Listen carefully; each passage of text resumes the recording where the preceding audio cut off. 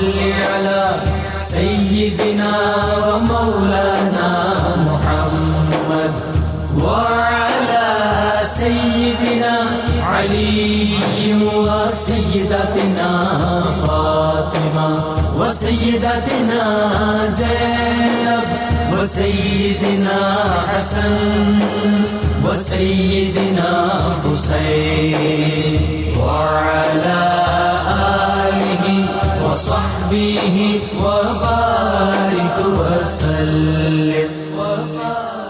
الحمدللہ رب العالمین والصلاة والسلام علی سید الانبیاء والمرسلین. اللہم صلی علی سیدنا و مولانا محمد وعلی آلہ واصحابہ وبارک وسلم وصلی علیہ. دنیا کے تمام دیکھنے والوں، تمام چاہنے والوں کو، تمام پیار کرنے والوں کو، اور جہاں جہاں تک اس وقت میری آواز کو سنا اور مجھے دیکھا جا رہا ہے، جنید اقبال کی جانب سے انتہائی محبت کے ساتھ السلام علیکم. ایک بار پھر ناظرین، آپ کو پر نور صبح میں صبح نور کے ساتھ میں دل کی گہرائیوں سے خوش آمدید کہتا ہوں. اور آئیے چلتے ہیں بلا توقف حضرت ابو انیس محمد برکت علی علیہ رحمہ کی تالیف اسماء النبی کریم صلی اللہ علیہ وآلہ وسلم سے رسول اللہ صلی اللہ علیہ وآلہ وسلم کا ایک اسم مبارک پڑھنے اور سننے کی سعادت حاصل کرتے ہیں. سیدنا الناصر صلی اللہ علیہ وآلہ وسلم، ہمارے سردار مدد فرمانے والے، درود و سلام بھیجے اللہ آپ صلی اللہ علیہ وآلہ وسلم پر، آپ صلی اللہ علیہ وآلہ وسلم کی آل پاک پر اور صحابہ کرام رضوان اللہ تعالیٰ علیہم اجمعین پر. حضرت مصعب بن سعد رضی اللہ عنہ بیان کرتے ہیں کہ حضرت سعد رضی اللہ تعالیٰ عنہ کے دل میں یہ بات آئی کہ مجھے دوسروں پر رزق کے معاملے میں فضیلت و برتری عطا کی گئی ہے. تو حضور نبی کریم صلی اللہ علیہ وآلہ وسلم نے ارشاد فرمایا کہ اے سعد رضی اللہ تعالیٰ عنہ، تمہیں کمزوروں کے طفیل رزق ملتا ہے اور انہی کی بدولت تمہاری مدد کی جاتی ہے، لہٰذا کمزوروں پر خرچ کیا کرو. ناظرین کرام، آج کا موضوع بہت اہم ترین موضوع ہے اور آج آپ نے ہمارے ساتھ رہنا ہے، کیونکہ آج امداد باہمی کا عالمی دن ہے جو کہ جولائی کے پہلے ہفتے کے روز منایا جاتا ہے. معاملہ یہ صاحب کہ چونکہ آج ظاہر ہے امداد باہمی کا عالمی دن ہے اور یہ آپ کو میں نے عرض کیا کہ جولائی کے پہلے ہفتے کے روز منایا جاتا ہے. اس دن کو منانے کا فیصلہ اقوام متحدہ نے 1992 میں کیا. اس دن کے منانے کا مقصد آگاہی دینا اور ملکوں کے درمیان باہمی تعاون و اشتراک کے ذریعے سے انفرادی اور اجتماعی مسائل کا حل ممکن بنانا تھا.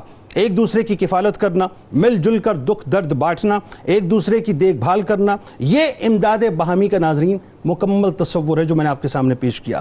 بات یہ ناظرین کرام، مجھے فخر ہے اس بات پر اور آپ کو بھی فخر ہونا چاہیے اس بات پر کہ میں اور آپ اس دین کے ماننے والے ہیں یا اس دین سے تعلق رکھتے ہیں جس نے 1450 برس پہلے انسانیت کو آدمیوں کے سامنے انٹروڈیوس کرا کر پہلے آدمی کو آدمی سے انسان بنایا، پھر اسے انسانیت کا سبق یاد کرایا، پھر انہیں امداد باہمی کے حسین تصور و کمزوروں کی کفالت کے نیک جذبے سے جوڑ دیا. یعنی مجھے فخر ہے اس بات پر ناظرین کہ میں اس دین کا ماننے والا ہوں جس کی کوکھ سے انسانیت نے جنم لیا ہے، ورنہ اس سے پہلے انسانیت کا تصور ہی زمین پر موجود نہیں تھا. اسلام کی یہ خوبی ہے کہ وہ اپنے ماننے والوں کو انفرادی اور اجتماعی طور پر اچھے کاموں میں ایک دوسرے کی مدد کرنے، ایک دوسرے کا دکھ سکھ بانٹنے، ایک دوسرے کو سپورٹ کرنے کی ترغیب دیتا ہے. یعنی معاشرے ترقی ہی اس وقت کرتے ہیں جب افراد ایک دوسرے کو معاشی،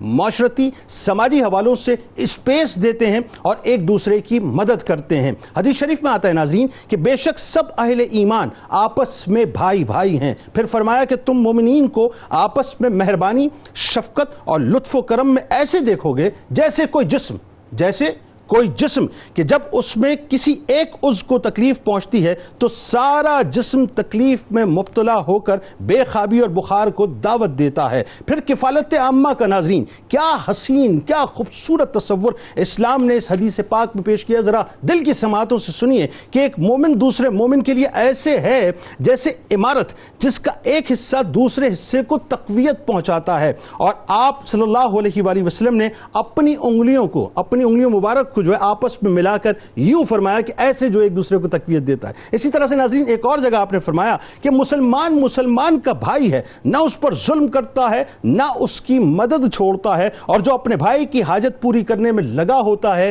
اللہ تبارک و تعالیٰ اس کی حاجت کو پورا کرنے میں لگا ہوتا ہے. اور جو اپنے کسی مسلمان بھائی کی پریشانی کو دور کرتا ہے، بہت توجہ سے سنیے صاحب، اللہ تبارک و تعالیٰ اس کی وجہ سے قیامت کی پریشانیوں میں سے کوئی پریشانی دور کرے گا. اور جو کوئی مسلمان کے عیب پر پردہ ڈالے گا، جو کوئی مسلمان کے عیب پر پردہ ڈالے گا، اللہ تعالیٰ قیامت کے دن اس کے عیب پر پردہ ڈالے گا. اسلام نے کفالت عامہ کے تصور کو عملی جامہ پہنانے کے لیے ناظرین مختلف طریقوں سے صاحب ثروت لوگوں پر معاشرے کے نادار، مسکین اور لاوارث افراد کی کفالت کی ذمہ داری لگائی. حضور نبی کریم صلی اللہ علیہ وآلہ وسلم نے پہلی اسلامک اسٹیٹ یعنی ریاست مدینہ کی بنیاد رنگ و نسل اور طبقاتی نظام سے ماورا انسانی ہمدردی، سماجی بہبود اور خدمت خلق جیسے پاکیزہ اصولوں پر رکھی. اور جس وقت مواخات مدینہ کرائی تو اس کا ایک مقصد ناظرین باہمی امداد اور کفالت بھی تھا، یعنی ایک دوسرے کی مدد بھی کی جائے اور ایک دوسرے کو اون بھی کیا جائے.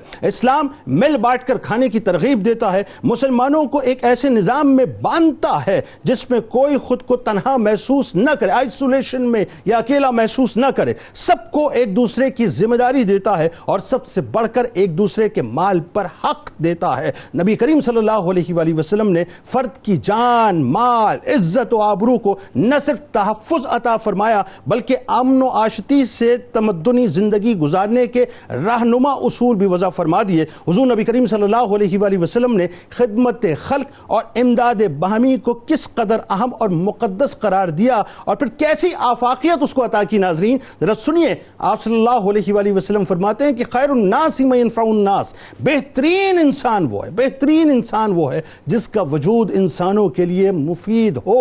یعنی اللہ تبارک و تعالیٰ کے محبوب صلی اللہ علیہ وآلہ وسلم نے یہ ایک آفاقی تصور دے دیا. اللہم صلی علی سیدنا و مولانا محمد وعلی سیدنا علی و سیدتنا فاطمہ و سیدتنا زینب و سیدنا حسن و سیدنا حسین وعلى آله وصحبه وبارك وسلم.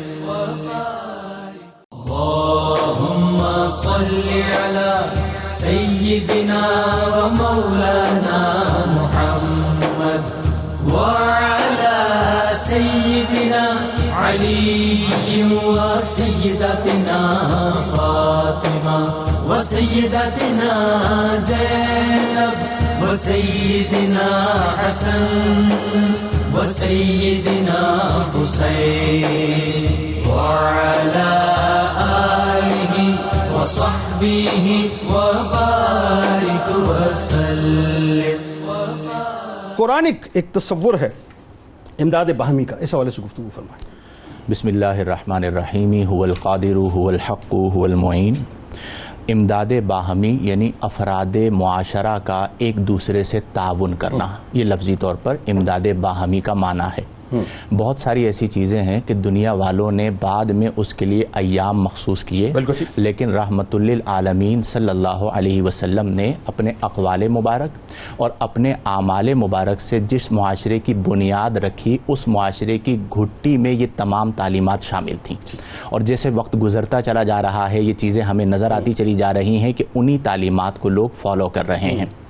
اگر ہم امداد باہمی کا قرآنی تصور اس پر غور کریں تو ایک آیہ مبارکہ کی روشنی میں اس پر وضاحت کرنا چاہوں گا. سورہ مائدہ میں اللہ تبارک و تعالی نے فرمایا کہ وَتَعَاوَنُوا عَلَى الْبِرِّ وَالتَّقْوَى، کہ تم ایک دوسرے کی معاونت کرو بر یعنی نیکی پر والتقوی اور پرہیزگاری پر، ولا تعاونوا اور تم ایک دوسرے کی معاونت نہ کرو، ایک دوسرے کی مدد نہ کرو، علی الاثم گناہ پر، والعدوان اور سرکشی پر۔ اگر آپ غور کیجئے جنید بھائی تو عربی میں ایک باب استعمال ہوتا ہے، اسے کہا جاتا ہے مفاعلہ، اور یہ جہاں پر بھی استعمال ہوتا ہے اس میں جانبین کا ہونا ضروری ہوتا ہے، جیسے مقابلہ ہے تو مقابلہ تبھی ہوگا جب دو فرد ہوں گے، تو اسی طرح یہاں پر اللہ نے فرمایا تعاونوا، تو یہ جو تعاون کا لفظ ہے یہ بھی اسی باب سے ہے، یعنی تعاون یعنی امداد باہمی، بلکہ اسے میں یوں کہوں گا کہ یہ اسلام کا حسن ہے کہ ہم جب اردو میں کہہ رہے ہیں تو ہم کہہ رہے ہیں امداد باہمی،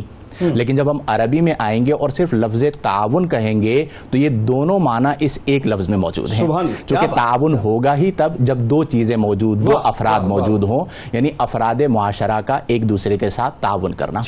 اب اگر ہم مزید غور کریں تو یہاں پر چار چیزیں ذکر ہوئیں، تعاونوا علی البر والتقوی ولا تعاونوا علی الاثم والعدوان۔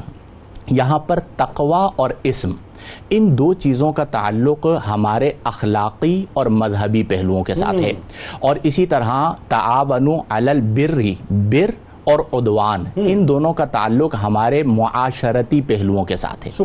گویا کہ اسے یوں کہا جائے گا کہ ہم جب امداد باہمی کی بات کرتے ہیں تو اس میں دو چیزیں آتی ہیں، نمبر ایک آتا ہے ہمارا میوچل اکنامک تصور، یعنی ہمارا باہمی معاشرتی تصور جو ہے، اور نمبر دو آتا ہے ہمارا باہمی اخلاقی تصور جو اسلام نے ہمیں عطا فرمایا۔ اب اس آیت مبارکہ میں پہلی چیز فرمائی گئی کہ تعاونوا، تم ایک دوسرے کی مدد کرو، علی البر نیکی پر، والتقوی اور تقوی پر، تقوی پر، اور اس کے بعد فرمایا کہ عدوان پر اور سرکشی پر اور اسم پر ایک دوسرے کی مدد نہ کرو۔ اب یہ جو تقوی ہے یہ کس چیز کا نام ہے؟ متقی کسے کہا جاتا ہے؟ تقوی بنیادی طور پر کیفیت قلبی کا نام ہے، اور جب ہم امداد باہمی کی بات کرتے ہیں تو بعد میں امداد ہوگی، پہلے جذبہ امداد ہوگا، اور اس جذبہ امداد کا تعلق دل کے ساتھ ہے، اور دل کے ساتھ جو تعلق ہے اسے قرآن نے بیان فرمایا تقوی کے ساتھ، کیونکہ تقوی جو ہے وہ کیفیت قلب ہے۔ تو جب تک ہمارے دلوں سے مکاری، ہمارے دلوں سے عیاری، ہمارے دلوں سے نفس پرستی، ہمارے دلوں سے یہ تمام چیزیں نہیں نکلیں گی تو تقوی نہیں آئے گا۔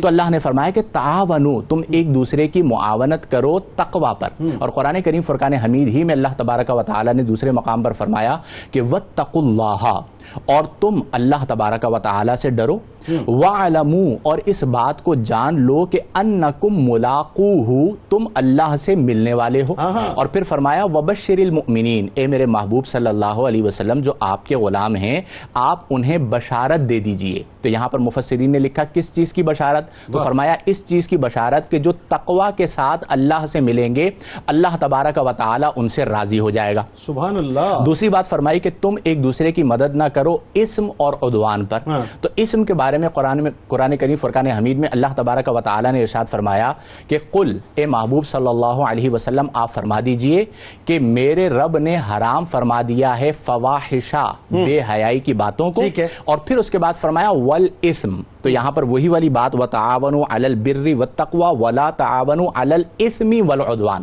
تو وہ جو لفظ گناہ ہے اس میں بھی ایک دوسرے کی مدد نہ کرو۔ کیسے ایک دوسرے کی مدد نہ کرو؟ کہ اگر تمہارے معاشرے کا کوئی ایسا فرد ہے کہ جو ایک گناہ میں مبتلا ہو رہا ہے تو تم اس کی یوں مدد کرو کہ اسے گناہ سے بچاؤ، اور تمہارے معاشرے کا ایک ایسا فرد ہے کہ جو کسی کی نیکی کر رہا ہے تو تم اس کی یوں مدد کرو کہ تم بھی اس کی نیکی کا حصہ بن جاؤ۔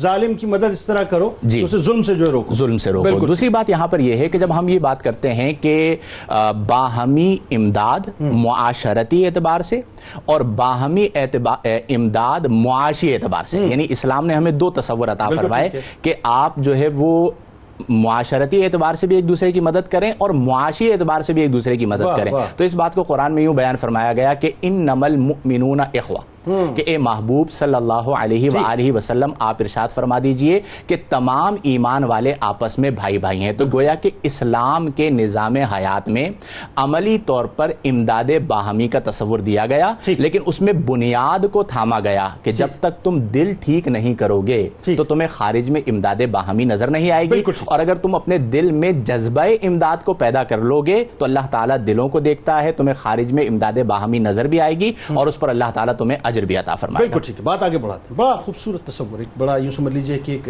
بساط بن گئی گفتگو کی کہ قرآنک ورژن جو ہے آ گیا.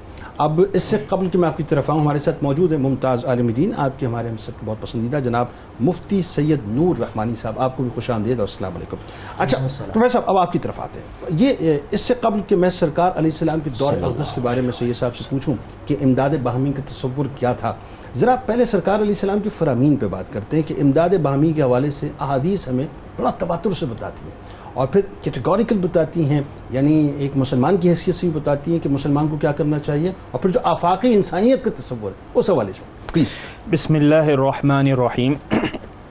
معاشرے کے اعتبار سے انسان کی جو فطرت ہے اسے کہا جاتا ہے کہ مدنی الطبع ہے، یعنی وہ لوگوں کے ساتھ باہم مل کر رہنا انسان کی ضرورت ہے. اس انسان کی ضرورت کو اللہ رب العزت نے اخلاقی انداز میں بیان کیا اور اخلاقیات کا حصہ یوں بنایا کہ جس طرح ایک انسان دوسرے کا محتاج ہے اور تعاون چاہتا ہے، وہ تعاون اگر خیر کے لیے ہوگا تو وہ نیکی ہوگی اور اگر بدی کے لیے ہوگا تو وہ گناہ ہوگا. اس تصور کی وضاحت کے بعد اب آپ غور کیجئے کہ اللہ رب العزت کے پیارے نبی حضرت محمد مصطفیٰ صلی اللہ تعالی علیہ وسلم جب آپ غار حرا سے واپس اپنے گھر تشریف لے کے آتے ہیں اور یہ پورا معاملہ وحی کا بیان فرماتے ہیں حضرت خدیجۃ الکبریٰ رضی اللہ تعالی عنہا سے، تو آپ غور فرمائیے کہ حضرت خدیجۃ الکبریٰ آپ کے کردار کے حوالے سے کیا فرماتی ہیں. یعنی قبل اس کے کہ وہ فرامین آتے، اس سے پہلے حضور کا کردار انسانی فطرت کے بالکل عین مطابق اور انبیاء کی اس کنٹینیوٹی کے اندر حضرت خدیجۃ الکبریٰ نے آبزرو فرمایا اور فرمایا کہ آپ صلی اللہ تعالی علیہ وسلم صلہ رحم ہیں، یعنی رشتہ داروں کے اندر جوڑ ڈالتے ہیں، ان کے اندر قربت لے کر آتے ہیں. پھر فرمایا آپ مہمانداری فرماتے ہیں، آپ دوسروں کا بوجھ برداشت کرتے ہیں، دوسروں کے لیے خیر سگالی کا جذبات لے کر آتے ہیں. اس سے جنید بھائی ایک بات بہت واضح ہو گئی کہ قبل اس کے کہ محمد مصطفیٰ صلی اللہ تعالی علیہ وسلم اس پر کچھ فرمائیں بطور ایک قانونی نبی کے، آپ کے کردار کے بارے میں حضرت خدیجہ الکبریٰ رضی اللہ تعالی عنہا نے اس انداز میں آپ کو بیان فرمایا. پھر حضور اکرم صلی اللہ تعالی علیہ وسلم جب کسی صحابی کو کسی دوسری کمیونٹی میں یا کسی کو دعوت کے لیے بھیجتے تو ایک ارشاد فرماتے یسروا ولا تعسروا، کہ لوگوں کے اوپر آپ نے آسانی کرنی ہے، لوگوں کے لیے مشکل نہیں کرنی. اس کے ساتھ ساتھ فرمایا کہ بشروا ولا تنفروا، دین کی دعوت، خیر کی دعوت کے لیے آپ لوگوں کو بشارتیں، اچھی اچھی باتیں بتائیں گے، نیک اجر سنائیں گے تو لوگ اسلام کی طرف راغب ہوں گے.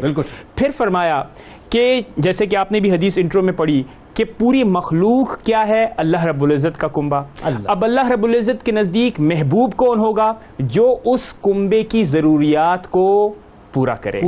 اسی طرح فرمایا گیا کہ مومن اچھا وہ ہوگا جو اپنے لیے وہ پسند کرے جو کہ انسان کرتا ہے، لیکن اپنے بھائی کے لیے بھی وہی پسند کرے جو اپنے آپ کے لیے پسند کرتا ہے. اس کا مطلب کیا ہوا کہ اس انداز میں اب معاشرت قائم ہوگی کہ جس میں خیر کی پروان ہوگی، جس میں شر دور ہوگا. اور دیکھیے معاشرہ تو ہونا ایک نیچرل فینومینا یوں ہو گیا کہ انسان نے تو ایک دوسرے کے ساتھ رہنا ہے، لیکن وہ معاشرہ خیر میں کیسے تبدیل ہوگا وہ حضور اکرم صلی اللہ تعالی علیہ وسلم کے فرمودات کے مطابق ہے. ایک اور بات آپ قرآن کریم کی اس آیت مبارکہ سے دیکھیے کہ فرمایا گیا رحماء بینہم، صحابہ کرام کا ریلیشن شپ بیان کر دیا گیا. فرمایا گیا کہ یہ دونوں یعنی صحابہ کرام کی جماعت الغرض یعنی مومنین اور لوگ کیسے ہوتے ہیں؟ وہ ایک دوسرے کے اوپر لطف، کرم، شفقت، مہربانی، عفو درگزر کرتے ہیں. اس کو جب آپ نے دیکھا تو حضور اکرم صلی اللہ تعالی علیہ وسلم نے حدیث مبارکہ میں فرمایا کہ جب تم مومنین کو دیکھو گے، یعنی مومنین کو ایز پازیٹیولی دیکھیں گے، اور مومنین کو ایسا ہونا بھی چاہیے کہ وہ جب ایک دوسرے پر شفقت، محبت، لطف و کرم کرتے ہیں تو بالکل ایسا محسوس ہوتا ہے کہ جیسے وہ ایک جسم کی مانند ہے. ایک کو تکلیف ہوگی تو پورے جسم میں وہ تکلیف اس انداز میں سرایت کرے گی کہ پوری وہ ابتری، وہ یعنی زوال آپ کو پوری امت میں نظر آئے گا. اور اگر وہ ایک دوسرے کو سپورٹ کر رہے ہوں گے تو پوری امت کی تصویر اس انداز میں پیش ہوگی کہ ایک مضبوط، ایک مستحکم، ایک نہ ہٹنے والی، ایک نہایت قائم شدہ عمارت کی مانند وہ تصویر پیش کرے گی جو کہ معاشرے کے اندر ایک سٹیبلٹی اور ایک کوہیسونیس کو پورٹرے کرتی ہے. بالکل. مفتی صاحب آپ کی طرف آتے ہیں، اور اس وقت جو سب سے اہم ترین بات ہے میرا خیال ہے وہ یہ ہے کہ دیکھیں، جیسا کہ ایک بڑا خوبصورت جملہ مفتی صاحب نے فرمایا کہ یہ جہاں یہ اقوام متحدہ جو ہے، یا ظاہر ہے دنیا بھر میں ہوتا یہ ہے کہ ایک دن کسی حوالے سے مخصوص کر دیا جاتا ہے. آج امداد باہمی کا عالمی دن منایا جا رہا ہے. اصل تصور تو قرآن پاک نے دیا، اصل تصور تو احادیث مبارکہ، اصل تصور تو سرکار مدینہ صلی اللہ علیہ وآلہ وسلم کی ذات اقدس میں پریکٹیکلی ہمیں نظر آتا ہے. تو ذرا آج لوگوں کو بتائیے صاحب کہ ہمارے یہاں یہ جو تصور ہے یہ بہرحال ناپید ہوتا جا رہا ہے، لیکن وہ جو تصور تھا سرکار علیہ السلام کی ذات اقدس میں کہ واقعات کی صورت میں، روشن واقعات کی صورت میں، وہ ذرا لوگوں کو بتائیں کہ امداد باہمی کا تصور کیا ہے. نحمد و نصلی علی رسولہ الکریم، اما بعد، فاعوذ باللہ من الشیطان الرجیم، بسم اللہ الرحمن الرحیم. تمام تعریفیں اللہ سبحانہ و تعالیٰ کے لیے، اور درود و سلام اللہ کے رسول، ہم سب کے آقا، ہم سب کے مولا، تاجدار مدینہ، تاجدار ختم نبوت، حضور محمد مصطفیٰ صلی اللہ علیہ وآلہ وسلم. کس طرح ایک کانسیپٹ دیا ہے قرآن نے میرے آقا کریم صلی اللہ علیہ وآلہ وسلم کی ذات مقدسہ نے. قرآن کی ایک سورت کا نام سورۃ النمل ہے، چوٹی، اور بڑی عجیب اگر دیکھے جائیں اور اس کا، تو چوٹی پر ایک پوری سورت کو نام رکھا گیا. اس کا وجہ تسمیہ کیوں؟ ایک چوٹی ہے، قالت نملۃ، ایک چوٹی خیر خواہی کرتی ہے، ایک چوٹی باہمی تعاون پیش کرتی ہے. حضرت سلیمان علیہ السلام کا لشکر جا رہا ہے اور چوٹی کہتی ہے کہ ادخلوا، اپنے اپنے بلوں میں چلے جاؤ، کہیں ایسا نہ ہو کہ لاشعوری طور پہ یہ لشکر تمہیں کچل دے. وہ چوٹی اپنی خیر خواہی کرتی ہے اپنی جماعت کے ساتھ. اللہ اس چوٹی کا تذکرہ قرآن میں کر دیتا ہے. اللہ، جب ایک چوٹی کا تذکرہ قرآن میں آ جاتا ہے، اور پھر انسان ہو، اور انسان کے اندر امت مصطفیٰ کریم صلی اللہ علیہ وآلہ وسلم کا شخص ہو، جس کے بارے میں میرے آقا فرمائے خیر الناس من ینفع الناس، تم میں سے بہترین وہ ہے جو لوگوں کو نفع دینے والا ہو، تو وہ اللہ اس کے رسول کے نزدیک کتنا محبوب ترین ہوگا. نبی علیہ السلام کی زندگی خیر خواہی کے ساتھ آ رہی ہے، اور آپ تربیت کر رہے ہیں. ابھی میرے بھائی دونوں بات کر رہے تھے، تو پورے قرآن سے ہمیں دو نتیجے اخذ کیے، ایک پازیٹیو، ایک نیگیٹو. پازیٹیوٹی جو ہے وہ بیسیکلی اللہ سبحانہ و تعالیٰ کی طرف سے ایک ہیوی بوسٹر ہے، اور اس ہیوی بوسٹر کو چلا رہے ہیں اس کائنات کے اندر ذات مصطفیٰ کریم صلی اللہ علیہ وآلہ وسلم. اور جتنی نیگیٹیوٹی آپ اس سے نکال رہے ہیں، جو وائرس ہے نیگیٹیوٹی کے، وہ جتنے نکلتے جا رہے ہیں آپ پازیٹیوٹی کے اتنے قریب ہوتے جا رہے ہیں. اور اس میں سب سے جو پازیٹیوٹی کے اندر جو سب سے اینٹی وائرس ہے، جو سب سے بڑا اینٹی وائرس ہے، وہ خدمت خلق ہے. اور اس کا لب لباب یہ ہوگا الحب فی اللہ والبغض فی اللہ. ہر کام اللہ کی محبت کے خاطر ہوگا. جب آپ اللہ کی محبت کے خاطر کرتے ہیں تو ہم یہ دیکھتے ہیں سیدنا عثمان غنی رضی اللہ تعالیٰ موجود ہیں، اور مدینے کے اندر قحط پڑ جاتا ہے، اور بڑے بڑے تاجر آتے ہیں اور کہتے ہیں کہ یہ مال جو آپ کا آنے والا ہے، ہم آپ سے 2 گنا زیادہ اس پر پیسے پر لیتے ہیں. آپ فرماتے نہیں. 3 گنا زیادہ پر لیتے ہیں. آپ فرماتے نہیں. کچھ لوگ اور آتے ہیں 4 گنا پر زیادہ، بہت تھوڑا ہے. 10 گنا پر زیادہ، بہت تھوڑا ہے. تو آپ قرآن کی آیت پڑھتے ہیں 7 سنابیلا، میں نے اس کو بیچ دیا جس نے 700 گنا کا وعدہ کر رکھا، وہ رب ذوالجلال کی ذات ہے. اللہ، یہ پروفٹ کا ایک معاملہ دکھا، لوگوں میں اتحاد کر. پھر ہم یہ دیکھتے ہیں نبی علیہ السلام نے تربیت کس طرح کی ہے. حضرت عبداللہ ابن جعفر رضی اللہ تعالی موجود ہیں، اور آپ کا ایک حبشی غلام ہے. آپ بیٹھے ہوئے دیکھ رہے ہیں، کیونکہ آپ نے تربیت کی ہے، اور پھر آپ نے آگوں کی تربیت کی، اگلوں کی تربیت کی. بالکل ایک حبشی غلام ہے، بالکل عام سا بیٹھا ہوا ہے، اور روٹی کا وقت ہے، روٹی توڑ کے کھانے لگا، دیکھا ایک کتا سامنے سے آیا. یہاں بات ہم کر رہے ہوتے ہیں انسانوں کی، میرے نبی نے جانوروں کے حقوق بھی ادا بتائے، درختوں کے حقوق بھی بتائے. بالکل ٹھیک ہے نا. وہ بیٹھے روٹی کو جیسی توڑنے لگا تو سامنے سے کتا آیا، تو اس نے روٹی کا آدھا ٹکڑا دے دیا. وہ کھایا اس انداز سے کھایا کہ بہت بھوکا ہے، ایک اور دے دیا. 2 تھی، دونوں کی دونوں دے دی. عبداللہ ابن جعفر رضی اللہ تعالیٰ اس کے پاس تشریف لاتے ہیں اور کہتے ہیں تم نے پوری کی پوری اس کو دے دی. پر میں جانتا ہوں اس علاقے کا ہوں، اس علاقے میں کتے نہیں ہوتے، اور یہ بہت دور سے آیا ہے, اللہ, اس کو مجھ سے زیادہ ضرورت تھی, اللہ, اور میں نے اس کو عطا کر دی. سیدنا عبداللہ ابن جعفر رضی اللہ تعالیٰ نے جو بلکہ باغات تھے لائن سے, آپ نے سب کے سب اس کو ہوا کیے اور اس کو آزاد کر دیا, یہ گفٹ کر دیے, یہ کانسیپٹ کر کے دکھایا میرے آقا کریم صلی اللہ علیہ وآلہ وسلم. یہ اگر اس طرح, اب مسئلہ ایک یہ ہے اس زمانے کے اندر, ہم نبی علیہ الصلوۃ والسلام کی ذات کو مانتے ہیں, نبی کی بات کو نہیں مانتے. اللہ, نبی کو مانتے اور نبی کی نہیں مانتے. بلکہ مواقعات مدینہ جو ہے ایک بہت بڑی مثال ہے, بہت بڑی مثال, جس میں امداد باہمی کا اتنا حسین تصور سرکار بالکل ایسا ہی ہے. دیکھیں آپ نبی علیہ الصلوۃ والسلام کی جو سیرت مبارکہ کو پڑھتے ہیں, آقا کریم صلی اللہ علیہ وآلہ وسلم کا انداز کیا ہے. آپ جب اعلان نبوت سے پہلے, آپ 40 ایئرز اولڈ, آپ کا کیا انداز ہے؟ آپ لوگوں کو دینے والے ہیں, لوگوں کو بانٹنے والے ہیں, لوگوں کی خیر خواہی کرنے والے ہیں, جن کے پاس نہیں ہوتا ان کو عطا کرنے والے ہیں. یہی آپ نے تربیت کی ہے سیدنا ابو بکر صدیق کی, یہی تربیت عمر فاروق کی, یہی تربیت عثمان غنی کی, یہی تربیت سیدنا علی حیدر کرار کی, یہی تربیت اپنے نواسوں کی, اور یہ پورے 1,24,000 جو صحابہ حضور کے ساتھ ہیں سب موجود ہیں, آپ نے ان کی یہ تربیت کی اور لوگوں کو کر کے دکھایا. مسئلہ یہ ہوتا ہے کہ ہمارے یہاں آج دیکھیں ایک ہسٹری کے ساتھ ایک بڑا شاید قصور ہمارا بھی ہے. ہم نے اس طرح بچوں کو, جو آج کی یوتھ ہے, آج کے جو ینگسٹر ہیں, جو لبرلز ہوتے جا رہے ہیں, جو ہٹتے جا رہے ہیں, شاید انہوں نے وہ ہسٹری پڑھی نہیں اور شاید ہم نے بتایا نہیں. اگر وہ ہسٹری ہم ان کو بتائیں, یہاں ہم گیبر تو بتاتے ہیں کہ یہ جو گیبر نے یہ کیا, تو واٹ ڈز مین گیبر؟ گیبر ہے کون بھائی, کون ہے؟ تو گیبر وہ جابر بن حیان ہے نا, وہ کہاں سے پڑھ کر آ رہے ہیں؟ وہ سید امام جعفر صادق سے پڑھ کر آ رہے ہیں.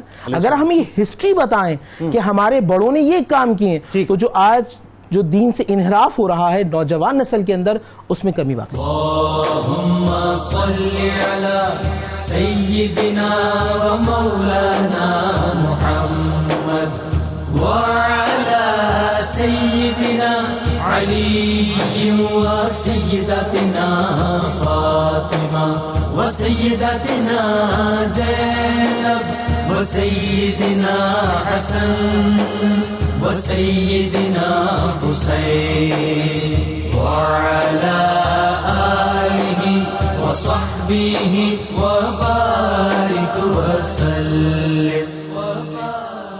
اللہم صلی علی سیدنا و مولانا محمد وعلی سیدنا علی و سیدتنا فاطمہ و سیدتنا زینب و سیدنا حسن و سیدنا حسین وعلی آلہ و صحبہ و بارک وسلم.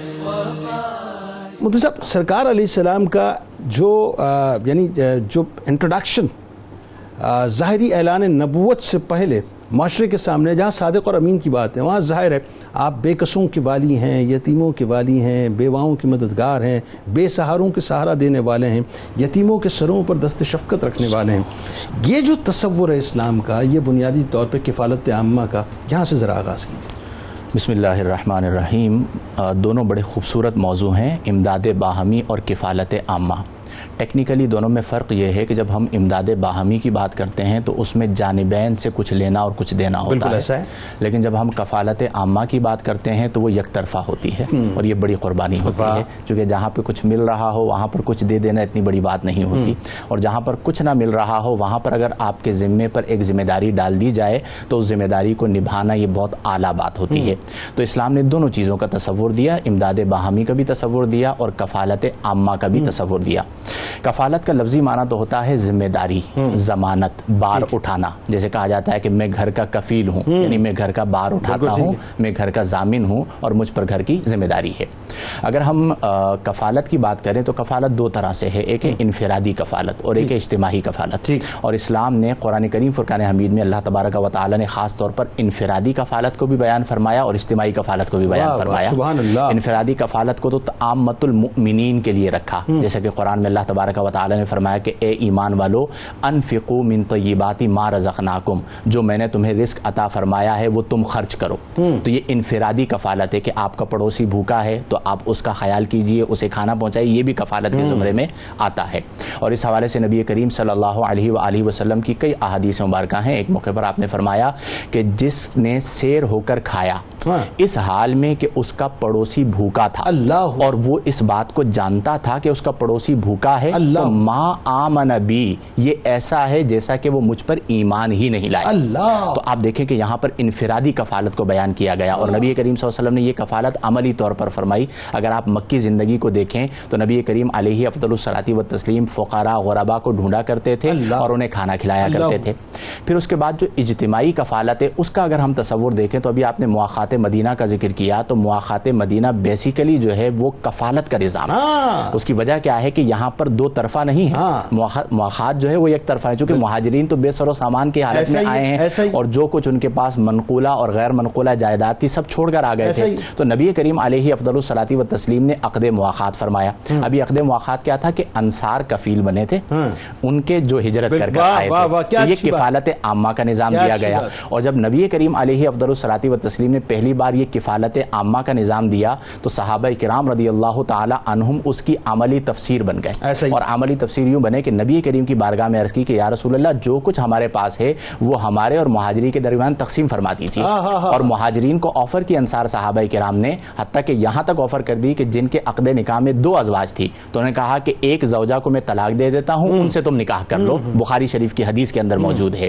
تو اس کا مطلب یہ ہوا کہ کفالت عامہ کا نظام اسلام نے عطا فرمایا. اور جن لوگوں پر اس میں جو ایک لطیف بات ہے جو میں ابھی غور کر رہا تھا آپ کی گفتگو میں کہ بظاہر تو انصار اور مہاجرین کے درمیان جب یہ مواخات ہوئی تو ظاہر ہے ایک کو کفیل بنایا، دوسری جو ان کی کفالت میں، لیکن کمال کیا ہے کہ یہ کفالت بڑھتے بڑھتے بڑھتے بڑھتے اس نہج پہ پہنچ گئی. پھر وہ امداد باہمی کا آگے جا کے تصور سامنے آ گیا. پھر مہاجر انصار ایک دوسرے کے جو ہے دست و بازو بن گئے. اصل میں ہمارے یہاں جنید بھائی امداد باہمی بھی بعض اوقات مفاد کے لیے ہوتی ہے. اسلام نے جو تصور امداد باہمی اور کفالت عامہ کا تصور دیا ہے اس میں دنیا میں آپ کے لیے کچھ نہیں ہے، اس میں آخرت کے لیے ہے. اور اس پر جو وعید بیان کی گئی وہ بھی آخرت کے اعتبار سے کہ نبی کریم علیہ افضل الصلاۃ والتسلیم نے فرمایا کہ تم میں سے جسے ولی بنایا گیا یعنی جسے کفیل بنایا گیا اور وہ اپنے ماتحت کی ضروریات اور فقر سے غافل رہا تو اللہ تبارک و تعالی بھی اس کی ضروریات اور اس کے فقر سے غافل ہو جائے گا. اچھا اس میں ڈاکٹر صاحب ایک بات یہ بتائیے آپ ذرا کہ کفالت عامہ جو ہے اس کے جو معاشرتی، نفسیاتی اور سماجی اثرات ہیں. اب اس میں ایک بات، چونکہ بات حکمران وقت کی ہوئی تو مجھے وہ صدیق اکبر رضی اللہ تعالیٰ عنہ کا ایک عمل یاد آ گیا کہ جب آپ خلافت کا منصب سنبھالتے ہیں تو ظاہر ہے آپ کا کچھ کام ایسا تھا کہ آپ دودھ بھی دھویا کرتے تھے مختلف جگہوں پہ جا کے مختلف فیملیز کے لیے.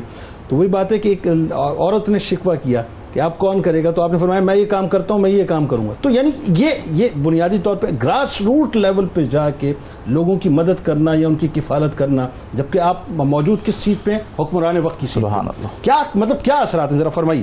بسم اللہ الرحمن الرحیم. جی جنید بھائی بالکل معاملہ ایسا ہی ہے اور میں تمام ناظرین کی توجہ اس طرف چاہوں گا کہ تعاون اور کفالت ان تصورات پر اگر آپ غور کریں تو آپ سوچیں کہ فرض کریں کہ یہ نہ ہو تو انسان اپنے بارے میں کیا سوچے گا؟ انسان سوچے گا کہ میں خود مختار ہوں اور یہ ذات خود مختار ذات کون سی ہے؟ وہ تو اللہ رب العزت کی ہے.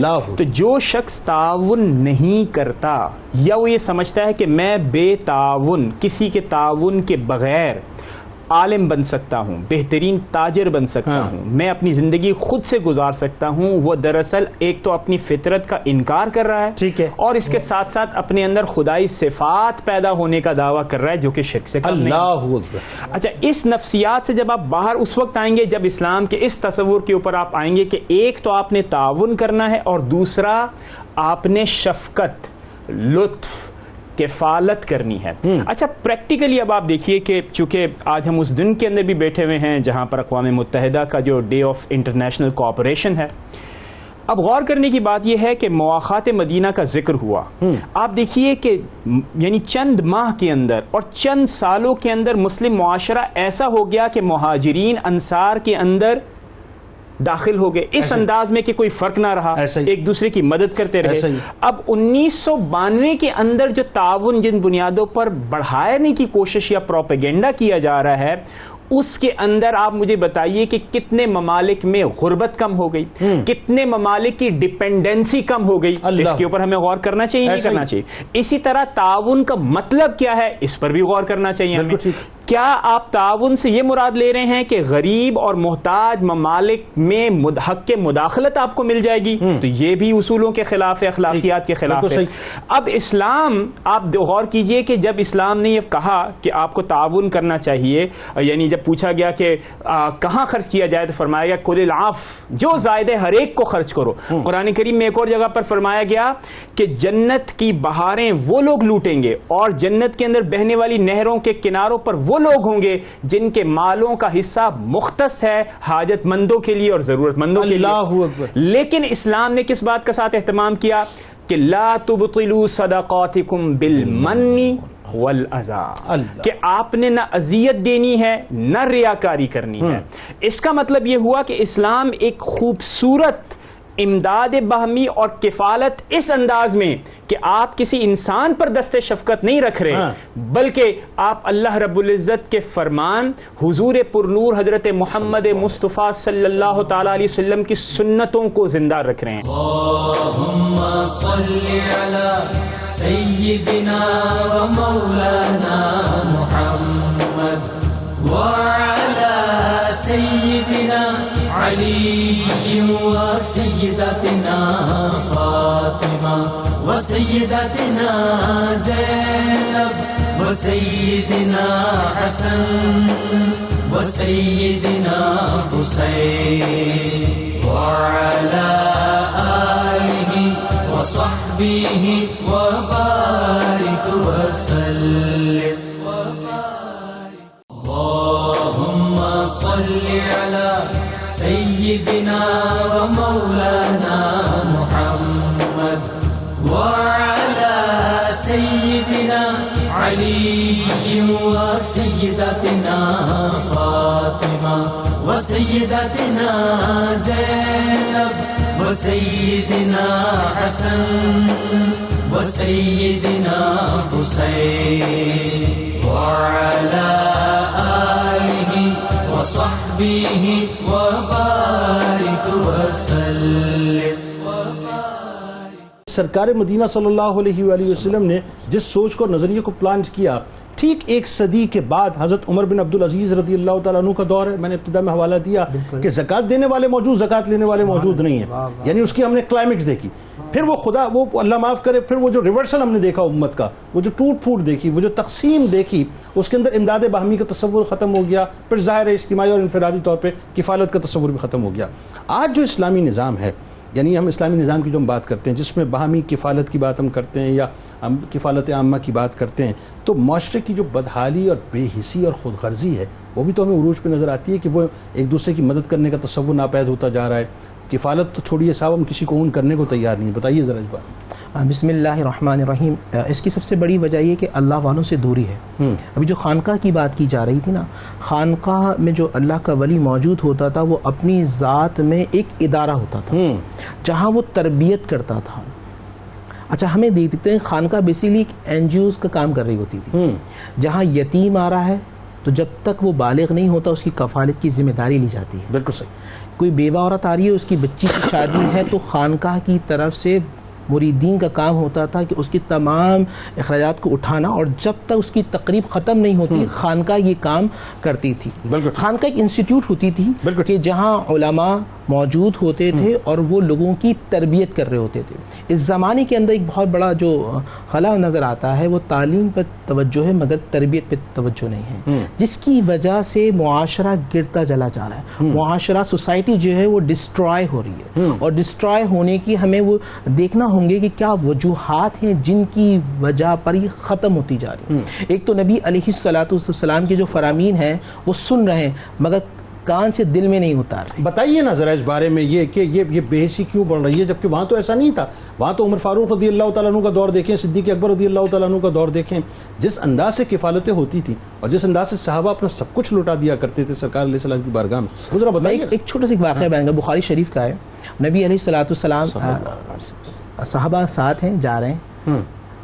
اکثر لوگوں نے نفلی روزہ رکھا اور کچھ لوگوں نے اس اس خیال سے نہیں رکھا کہ ہم ان کی کفالت کریں گے, ہم ان کی مدد کریں گے, جب یہ افطار کا وقت ہوگا اور جب ہم منزل پر پہنچیں گے تو ہم ان کی خدمت کرتے ہوئے خیمے لگائیں گے, پانی کا انتظام کریں گے, ان کے افطار کا دسترخوان سجائیں گے. جب ایسا ہی ہوتا ہے, منزل پر پہنچتے ہیں, نوجوان صحابہ ہیں وہ خیمے لگاتے ہیں, بٹھاتے ہیں, کیونکہ وہ نڈھال ہو کر جو جن کا روزہ تھا وہ گر جاتے ہیں, وہ دسترخوان سجاتے ہیں. تو اللہ کے نبی صلی اللہ علیہ وآلہ وسلم شاہ فرماتے ہیں ذهب المفطرون اليوم بالاجر, آج جن کا روزہ نہیں ہے وہ اجر پا گئے, آج انہوں نے خدمت کر لی, آج انہوں نے اللہ کو راضی کر لیا.